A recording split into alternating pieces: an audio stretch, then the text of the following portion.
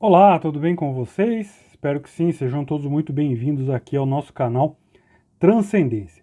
E neste vídeo nós vamos falar sobre um tema bastante ligado à cultura pop, aos filmes e que apesar de muita gente não saber, que tem laços com a temática tradicional. Então vamos falar hoje sobre vampiros e vampirismo. Hoje há inclusive ordens que se dizem vampíricas, praticantes do vampirismo, né, como os ascetianos e outras ordens aí. Então o que nós tentaremos esclarecer aqui é qual o fundamento das lendas relativas aos vampiros. Então existem bases tradicionais para isso, afinal existiu um Conde Drácula, então fica por aí que eu tenho certeza que você vai conhecer uma porção de informações interessantes sobre esse tema, algumas das quais com certeza vão surpreender você. E se você ainda não é inscrito aqui no nosso canal, inscreva-se e já deixa o seu like para não esquecer. Agora, se você quer ter acesso a todos os nossos vídeos, torne-se membro do canal. Clica aí no botãozinho Seja Membro, escolha um dos planos e tenha acesso a todo o nosso conteúdo exclusivo para membros. E se você quer nos ajudar com alguma outra quantia, acesse nossa página lá no Apoia-se, que eu vou deixar aqui na descrição, ou faça uma doação pelo QR Code que está aí na sua tela. E para começar o nosso papo, nós temos que saber que lendas sobre vampiros existem há milhares de anos e se repetem em diversas culturas. Então, entre os mesopotâmicos, os hindus, os hebreus, os gregos antigos, os romanos antigos, enfim, já circulavam lendas sobre entidades demoníacas que bebiam sangue. E esse dado deve nos chamar a atenção, uma vez que é algo que se repete ao longo de um grande período e uma grande extensão geográfica. Então, certas entidades, né, como a deusa Sekhmet, ou Sekhmet do Egito, os ghouls árabes, os pichachas, os rakshasas e os vetalas indianos, Lilito, Lamasto, Galo na Mesopotâmia, Empussa e Lâmia no mundo mediterrâneo, etc. Todos eles tinham uma especial predileção por beber sangue. Então, na literatura hindu, a deusa Kali, na forma conhecida como Rakteshvari, né, Rakteshvari, ela consome o sangue de Raktabija, que era um demônio cujo sangue tinha a propriedade de multiplicá-lo, uma vez que cada gota que ele derramava se tornava um outro Raktabija. E entre os hebreus, né, os Aluká e as Estries. Estries provavelmente vem do nome de uns seres em forma de coruja que também bebiam sangue, né? Então também esses eram seres vampíricos. E o termo vampírico vem provavelmente da língua sérvia ou húngara e poderia significar algo como bruxo ou referir-se a um certo culto pré-cristão que era chamado de upiri, e aí de upiri, vampire e vampiro.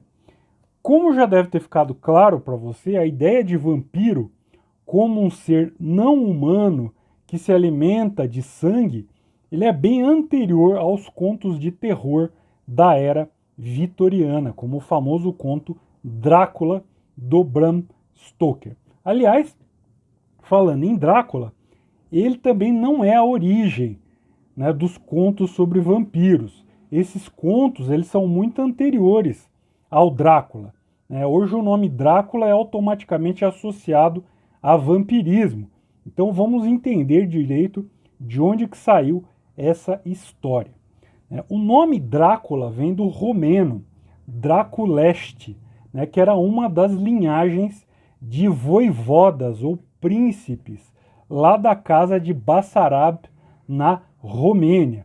Então havia duas linhagens, a linhagem Draculeste e a linhagem Daneste. E essas duas linhagens, elas estiveram envolvidas em constantes conflitos pelo trono da Valáquia entre os séculos XIV e XVI. Drácula quer dizer filho de Dracul, ou seja, pertencente à casa de Draculeste. E o nosso personagem Drácula, né, que todo mundo fala, o Conde Drácula, o Vampiro Drácula, etc., na verdade o nome dele era Vlad III, ou Vladislau III, e ele nasceu em 1431 e morreu em 1476, e também era conhecido como Vlad Dracul, ou Vlad o Empalador, né? Vlad Tepes, né? Que era um voivoda, ele era um príncipe da Valáquia, e ele governou em alguns períodos, né? Em 1448, depois de 1456 até 1462, e por fim em 1476, que foi também o ano em que ele morreu.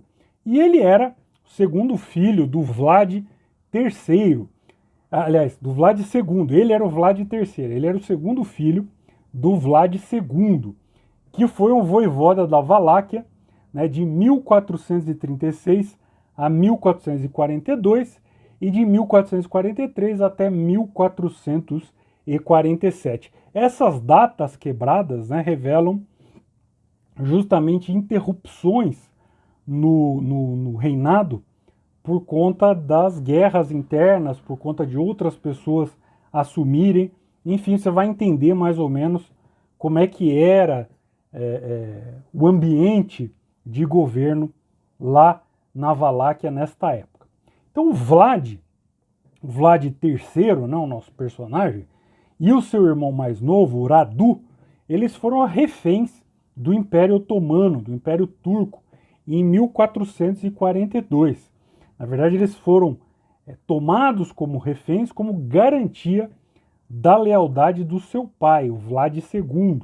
Né? Então ele, né, e o irmão mais velho do Vlad, o Mircea, né, o Radu e o Mircea, eles foram assassinados na sequência da invasão da Valáquia em 1447 pelo João Corvino, regente governador da Hungria.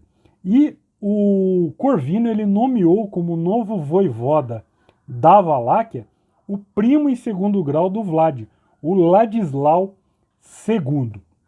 Então, o Corvino ele lançou uma campanha militar, né, contra os otomanos também, no outono de 1448, e o Ladislau o acompanhou. E o Vlad, que a essas alturas não era mais um refém dos turcos, ele invadiu a Valáquia com o apoio otomano. Por quê? Porque os otomanos queriam se opor lá ao João Corvino da Hungria. Então eles tiraram o Vlad do seu cativeiro, né?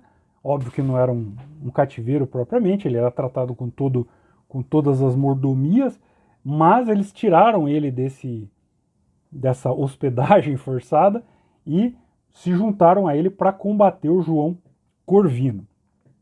Bom, o Ladislau ele acabou retornando, né, e o Vlad se refugiou no Império Otomano até o final daquele ano de 1448. Ele retornou à Moldávia em 1449 ou 1450 e depois foi para a Hungria. E lá da Hungria ele obteve apoio e invadiu a Valáquia novamente em 1456, onde ele lutou com o Ladislau e matou o Ladislau. Lembra do Ladislau, aquele que tinha sido colocado lá pelo Corvino? Então o Vlad III foi lá e matou o Ladislau. O Vlad então ele começou a expurgar todos os boiardos da Valáquia, né? Eram grupos que apoiavam lá o João Corvino, e ele expulsou esses grupos da Valáquia, matou uma porção deles e com isso ele fortaleceu a sua posição. E logo ele entrou em conflito com os saxões também da Transilvânia. Transilvânia famosa, né? Então é uma região lá da Romênia, da Valáquia. E esses saxões da Transilvânia, eles apoiavam os oponentes do Vlad. Então eles entraram em conflito e o Vlad entrou em conflito com eles e os venceu, né? E também esses saxões, eles apoiavam o meio-irmão ilegítimo do Vlad, que era chamado de Vlad o Monge.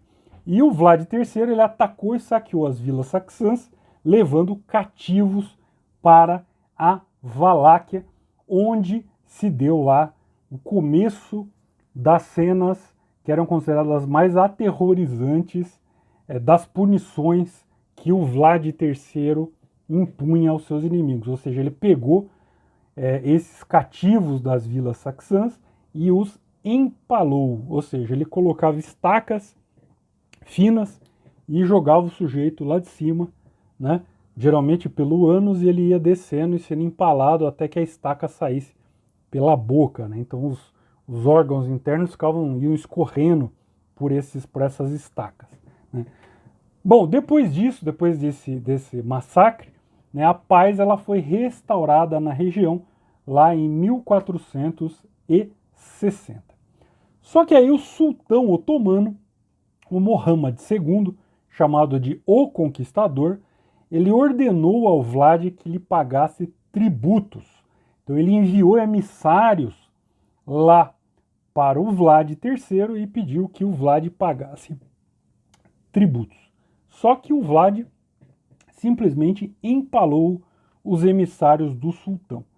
E em 1462 ele invadiu o território otomano, massacrando milhares de turcos e de búlgaros. O Mohammad II se lançou contra a Valáquia numa guerra para substituir o Vlad pelo irmão mais novo, pelo Radu, né? Mas o Vlad, então, ele tentou capturar o sultão uma noite lá na cidade de Tagoviste, né? Tagoviste, nesse mesmo ano da invasão. Mas o sultão e muitos comandantes do seu exército trataram de fugir da Valáquia, enquanto vários cidadãos passaram a apoiar o Radu para o trono. Lembra do começo da história? O Radu e o Vlad, eles foram presos, né, lá pelos otomanos. Depois, o irmão mais velho do Vlad foi morto junto com o pai. Então sobraram o Radu e o Vlad, né, o Vlad III. Então aí, depois com essa disputa, eles queriam excluir o Vlad III e colocar o irmão mais novo dele no lugar. Bom, então, depois que o Vlad tentou capturar o sultão e as tropas turcas saíram do território, né, começou uma campanha ali e vários cidadãos passaram a apoiar o Radu para o trono. O Vlad, então, buscou auxílio na Transilvânia com Matias Corvino, né, que era parente do João Corvino. E Matias Corvino era rei da Hungria, né, no final de 1462, mas o Matias, que sabia das brigas entre o Vlad e o seu pai, João Corvino, então ele, em 1462, aprisionou novamente o Vlad Tepes. E aí o Vlad foi mantido em cativeiro, em Visegrado, de 1463 a 1475. E nesse período foi que os episódios da sua crueldade começaram a circular pela Alemanha e pela Itália. E aí ele foi libertado a pedido do Estevão III da Moldávia no verão de 1475 e lutou no exército do Matias Corvino contra os otomanos na Bósnia, no começo de 1476.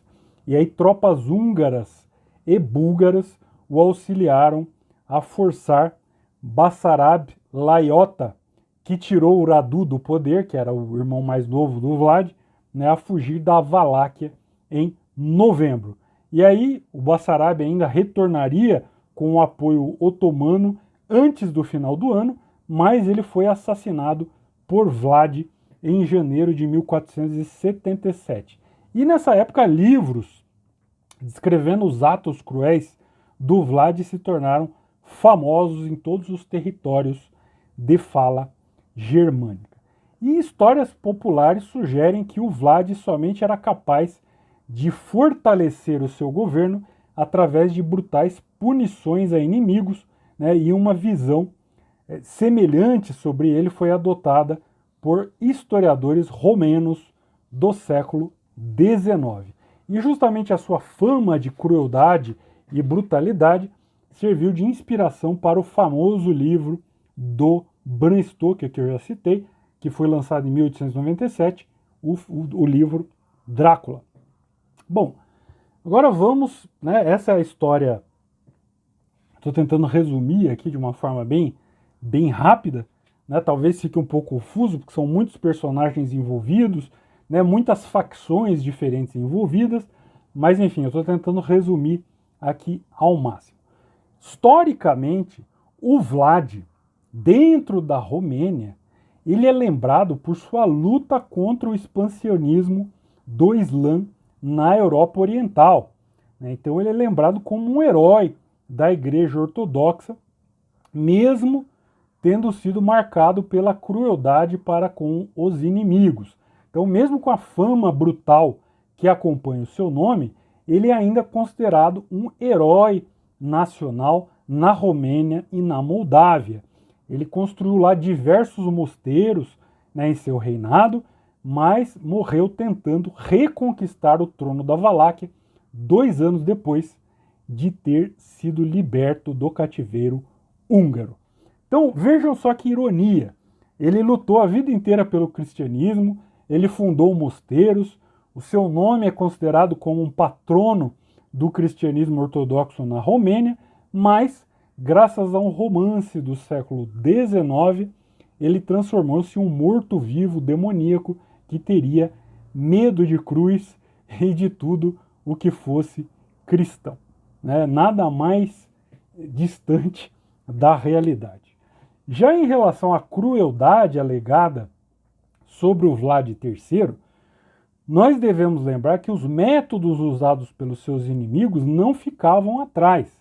Aliás, os otomanos, eles ficaram famosos por seus massacres que não poupavam ninguém, nem crianças de colo. Então me parece bastante curioso que os detratores do Vlad III esperassem técnicas suaves e amenas por parte do soberano de um pequeno território que estava sob ameaça direta de um dos maiores e mais cruéis impérios da história, que foi o Império Otomano, né? Então vejam que existe aí uma certa distorção dos fatos. E ao que parece, grande parte da literatura produzida para demonizar a figura do Vlad III foi produzido por inimigos que, com isso, estimulavam a imaginação popular a criar mais e mais lendas sobre ele. No livro do Bram Stoker, a história do Drácula é completamente alterada, né? Então se coloca ali um caso de amor, uma suposta esposa, né, que teria se suicidado por ser falsamente informada que seu amado teria sido morto. O Drácula então teria renegado a Deus e ao cristianismo. Enfim, coisas que nunca aconteceram.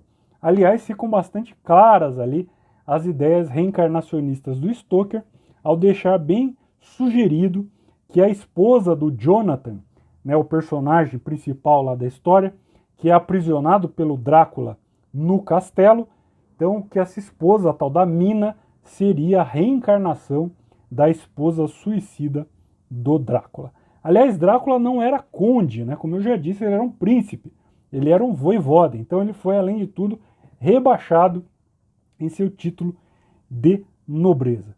E o mito moderno, né, sobre os vampirinhos de capa e dentinhos, dormindo em caixões, com fortes conotações eróticas, etc., não tem quase nada a ver com o simbolismo original e nem com o Vlad III. Né? A associação com o morcego se deu por motivos óbvios, né? Ou seja, pelo fato de que há uma espécie de morcegos que é hematófaga, né? Ou seja, que se alimenta de sangue, e que também é um animal notívago, né? Então, os dentes, né, os dentinhos, as presas, elas querem indicar a sua natureza de fera. Agora, as roupas pretas e as capas ficam por conta da moda vitoriana, né, da época do Bram Stoker, que não tinha absolutamente nada a ver com as roupas do Vlad III e muito menos com as ideias anteriores sobre os vampiros, né?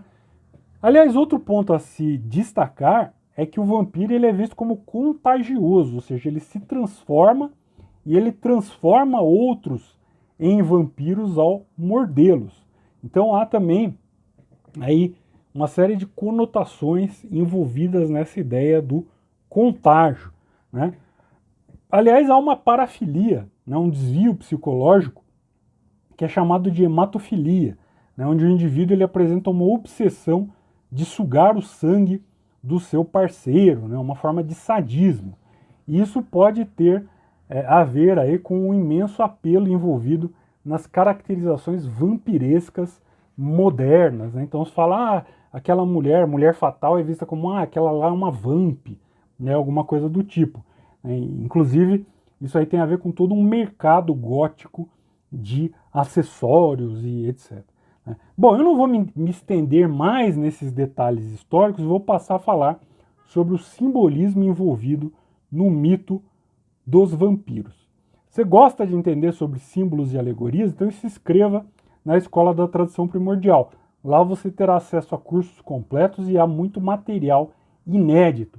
O link para a Escola da Tradição Primordial está na descrição deste vídeo. Então vamos lá. Então o primeiro símbolo que temos que compreender ao falar de vampiros é o mais óbvio, né? O simbolismo do sangue. Então o sangue simboliza todos os valores solidários com o fogo, o calor, a vida, né? Símbolos que tenham relação com o sol. E a esses valores associa-se tudo o que é belo, o que é nobre, o que é generoso, o que é elevado. O sangue ele é o veículo da vida, né? Então, segundo uma tradição caldeia, é o sangue divino que, misturado à terra, deu a vida aos seres. Então, o sangue misturado à água, né, da chaga de Cristo, recolhido no Graal, é por excelência a bebida da imortalidade.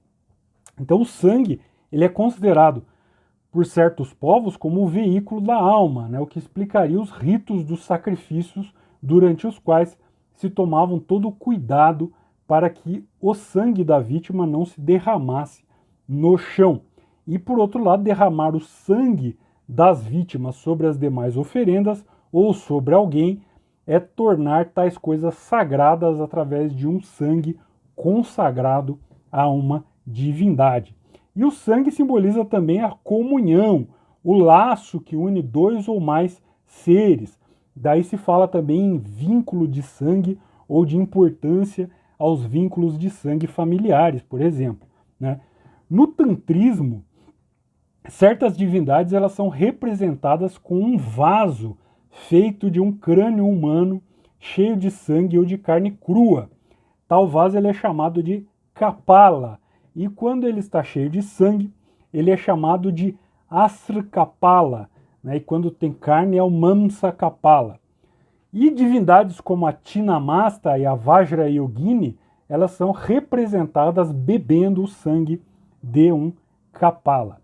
O sangue fora do corpo, o sangue derramado, ele é considerado impuro pelos Vedas, né? Então, no caso do simbolismo tântrico, beber o sangue quer dizer tanto nutrir-se da essência de algo, quanto a insubstancialidade de todas as coisas condicionadas, ou seja, a não diferenciação em um nível de altos princípios metafísicos, obviamente, entre algo que seria essencialmente puro ou impuro.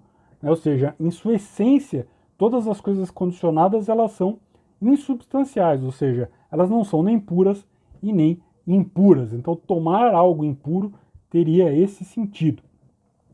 E como eu falei no começo, né, beber o sangue de seres demoníacos, então representaria tanto a sua destruição quanto a sua irrealidade essencial diante da verdadeira força espiritual. Então, nesse caso, nós que acabamos de citar, né, beber o sangue tem um significado positivo, assim como no cristianismo, beber o sangue de Cristo e comer a sua carne significam estar em comunhão com ele e com toda a igreja. Outro ponto simbólico importante nos vampiros é o fato de eles serem mortos-vivos, ou seja, seres que não realizam plenamente nem a vida e nem a morte, estando em um estágio incompleto. Então, o direito de vida e, de modo correlativo, o direito de morte pertencem aos deuses. E o vampiro, portanto, ele é um tipo de ladrão, alguém que rouba a vida e a morte e não completa nenhuma e nem a outra. Então, nesse sentido, ele é um tipo de ser estagnado, um parasita, né? A morte, ela não é um fim em si mesma, mas ela abre o acesso ao reino do espírito e à vida verdadeira, né? A mudança profunda pela qual o indivíduo passa, por exemplo, sob o efeito da iniciação. Toda iniciação tem uma fase ali de morte e renascimento. Aliás, se você gosta da temática da iniciação, conheça os meus livros que estão à venda lá na Hotmart. O link está na descrição. Agora, se você deseja este livro aqui, livro físico, curso elementar de maçonologia, você encontra o meu e-mail aí na descrição do vídeo. Você me manda um e-mail com os seus dados, eu mando para você o valor do livro mais o valor do frete, você deposita, me avisa e eu te envio pelo correio. Você pode fazer um Pix também, né, pela chave ariasativa@gmail.com, que é o meu endereço de e-mail. Então, continuando, sim, se você quiser o livro autografado, me avisa que eu autografo para você com muito gosto. Então, continuando, você já deve ter percebido que o vampiro ele é uma representação clara de um determinado modo de ser. O vampiro é alguém que está morto espiritualmente. A sua vida, entre aspas, é apenas uma aparência exterior. Ele não vê o seu próprio reflexo no espelho, ou seja, ele não tem autoconhecimento. Ele não olha para si mesmo, apenas para as coisas externas. Ele detesta a luz do sol, que é um símbolo da verdade e da plenitude da vida. Tal luz o queima e desfaz o seu corpo aparente, que na verdade é apenas um cadáver sustentado pelos roubos de vitalidade alheia. O vampiro também teme o alho que era um símbolo da disciplina da vida militar romana e usado como amuleto contra a picada das serpentes entre os egípcios. Então o alho é um potente bactericida e antisséptico. Então as suas propriedades curativas, elas fizeram que ele fosse associado à proteção. Então, em outras palavras, como eu falei anteriormente, o vampiro ele é contaminante. Ele teme a limpeza e toda a disciplina que, forte como o cheiro do alho, seria capaz de limpar, de descontaminar a vida de alguém.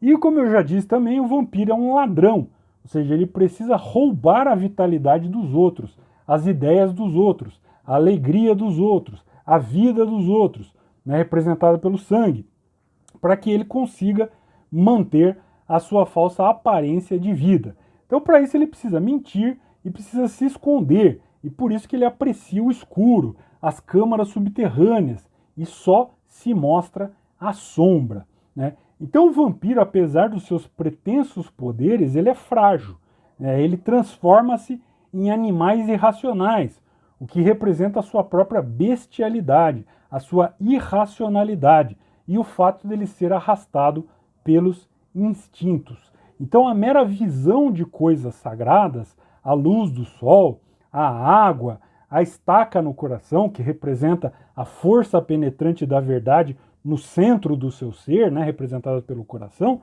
põe-lhe a existência em risco. E aí eu te pergunto, quantos vampiros você conhece? Né? Quantos já passaram pela sua vida? Eles conseguiram lhe transformar também em um vampiro? Eles conseguiram sugar o seu sangue por muito tempo? Então responda essa pergunta para si mesmo. Muito obrigado por ter me assistido até agora e nós nos vemos no próximo vídeo. Tchau!